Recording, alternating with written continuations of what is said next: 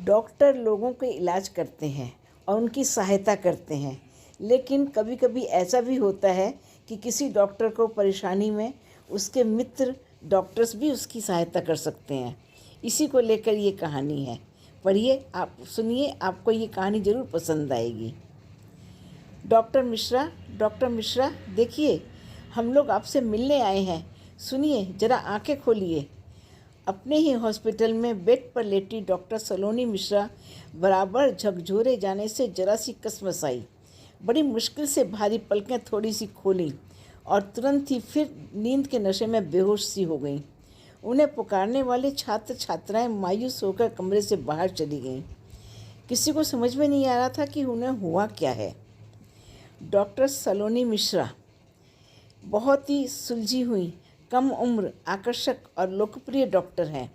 इतनी कम उम्र में उन्होंने इतना नाम कमाया है कि हॉस्पिटल में ही नहीं, बाहर भी उन्हें लोग काफ़ी पहचानते हैं। कारण उनका अपने मरीजों के साथ गहरा तादात्म्य और मधुर व्यवहार।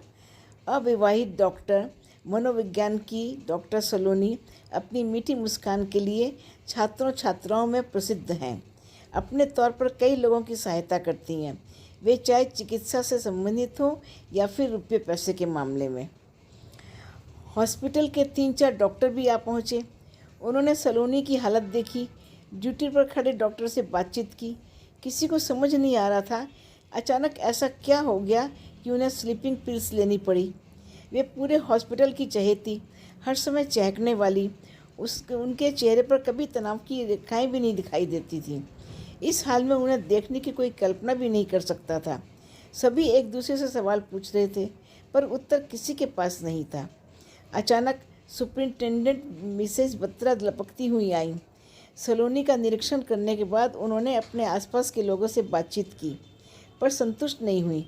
वह चुपचाप चेयर पर बैठकर सोचती रहीं और सलोनी को एक नज़र देखती रहीं। कुछ देर सोचने के बाद उन्होंने सलोनी का चैम्बर खुलवाया और वहां जाकर कुर्सी पर बैठ गईं। धीरे धीरे वहां का सामान चेक करने के बाद वे वहां की फाइलें देखने लगीं। 3 फाइलें अलग से लाल फीते से बंद कर रखी हुई थीं। उन्हें खोलकर वे एक एक पेज पढ़ने लगीं। धीरे धीरे उन्हें याद आया, ये केस उन्होंने ही डॉक्टर सलोनी के दिए थे। एक कमसिन सी लड़की थी, प्रिया। 16 साल की कच्ची उम्र में ही उसे किसी लड़के से तथाकथित प्यार हो गया। तथाकथित इसलिए क्योंकि वह एक तरफा था। इस नाजुक उम्र की सारी कमजोरियों के साथ बहुत सारे सपने भी थे, जो उस लड़के के इनकार करने के साथ ही टूट गए।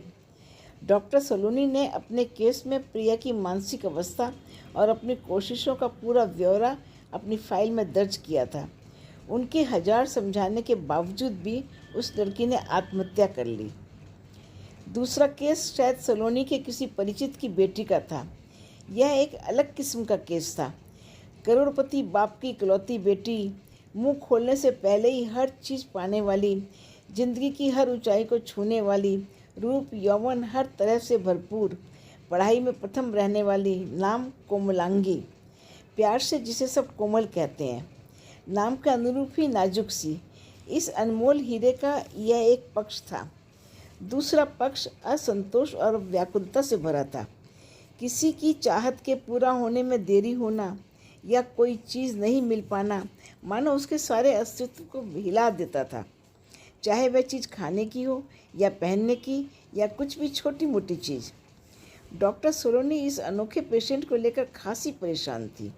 करीब 1 साल तक वह उसकी सिटिंग्स लेती रही, पर उसका चीज़ें फेंकना, पैर पटकना किसी तरह कम नहीं हुआ।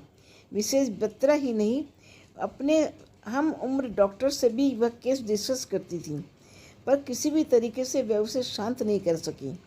उसकी असंतोष की भावना को मिटाना तो दूर, 1 इंच भी कम नहीं हो सकी। सलोनी ने अपनी डायरी में विस्तार से इसका जिक्र करते हुए लिखा, लोगों की मुख्य समस्या होती है रोटी और पैसे की, या फिर कोई पारिवारिक उलझन। इसके अलावा प्रेम प्रसंग भी कम तनाव नहीं देता। पर इस लड़की की समस्या यह है कि उसकी कोई समस्या नहीं है, कोई उलझन, कोई जिम्मेदारी नहीं है। ईश्वर का दिया हर तोहफा उसे ऊंचाइयों पर ले गया, पर वह क्यों क्या के अंधेरों में खोज खोज कर रोती रहती है। बल्कि अपने आसपास के लोगों को भी परेशान करती रहती है। कोमल के मम्मी पापा के साथ ही उसने 3-4 सिटिंग्स भी की थी। सभी उससे काफ़ी परेशान थे। जिस दिन कोमल ने डॉक्टर सलोनी को बताया कि बहुत जल्दी उसकी शादी होने वाली है, डॉक्टर ने राहत की सांस ली। एक दिन रेस्तरां में सलोनी की उनसे भेंट हुई तो उसने अपने मंगेतर से डॉक्टर को मिलवाया। सलोनी को वह लड़का काफ़ी सुलझा और सीधा लगा। वह तपाक से डॉक्टर से हाथ मिलाकर हालचाल पूछता रहा, साथ खाने का निमंत्रण भी दिया। घर आकर सलोनी उस लड़के के बारे में सोचती रही। क्या उन दोनों की निभेगी? क्या उनकी पटरी सही लाइन पर चल सकेगी? उसने अगले दिन मिसेज बत्रा से सलाह लेने की ठानी। यह केस वे कई बार उनसे डिस्कस कर चुकी थी। वे अच्छी तरह उस लड़की को पहचानती और जानती थी। सलोनी का ख्याल था कि कोमल के मंगेतर को उसकी मानसिक अवस्था का कुछ तो अंदाज दे देना चाहिए, जिससे कोई समस्या उठने से वह हालात संभाल सके। पर मिसेज बत्रा ने सलोनी को सावधान किया, तुम ये आ बैल मुझे मार वाली लाइन पर चलना चाहती हो? वो लड़का 2 दिन में खुद समझ जाएगा। तुम्हारे कारण अगर कोमल का रिश्ता टूट गया तो वो तुम्हें जिंदा नहीं छोड़ेगी, समझी?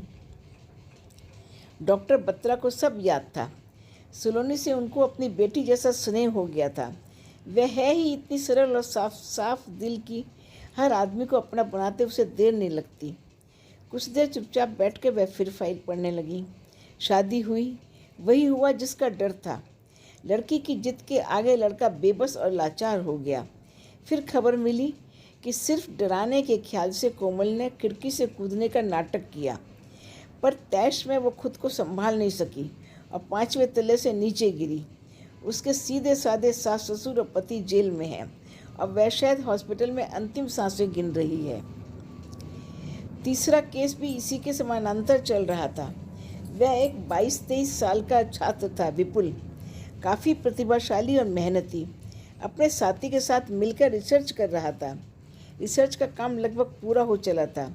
नियत दिन के 4 दिन पहले उसके साथी ने पूरी फाइल अपने नाम से सबमिट कर दी और उसे पता भी नहीं चला। विपुल को मालूम होने तक बहुत देर हो चुकी थी। वह गहरे डिप्रेशन में चला गया।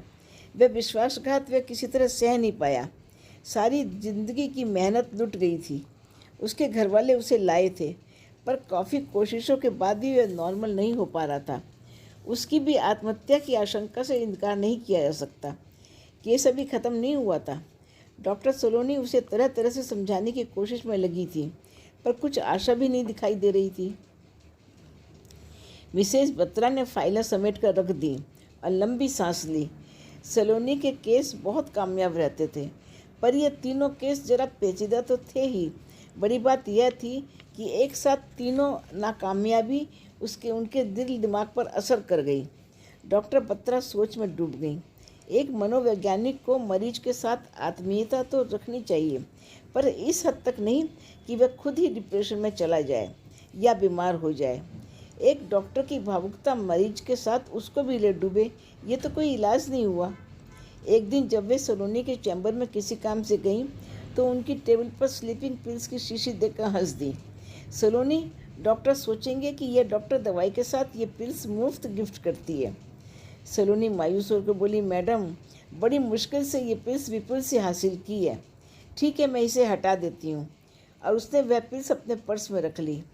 फिर शायद निराशा के किसी कमज़ोर क्षण में खुद वह पिल्स खा ली। डॉक्टर बत्रा फिर हॉस्पिटल में आ गई। सलोनी के रूम के बाहर छात्र छात्राओं की भीड़ लगी थी। उन्हें एक ख्याल आया, एक नया एक्सपेरिमेंट करना होगा। जो डॉक्टर बनने वाले हैं उनके सामने भी एक उदाहरण रखना होगा और ख़ुद को भी अनुशासन करना और अनुशासन में रहना सिखाना होगा। उन्होंने 3-4 डॉक्टर्स की एक टीम बनाई और छात्रों में से 4 जन को चुना।